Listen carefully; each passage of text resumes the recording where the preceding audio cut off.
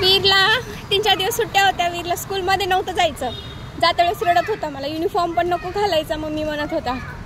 आणि आता स्कूल संपलंय, त्याची खुशी बघा.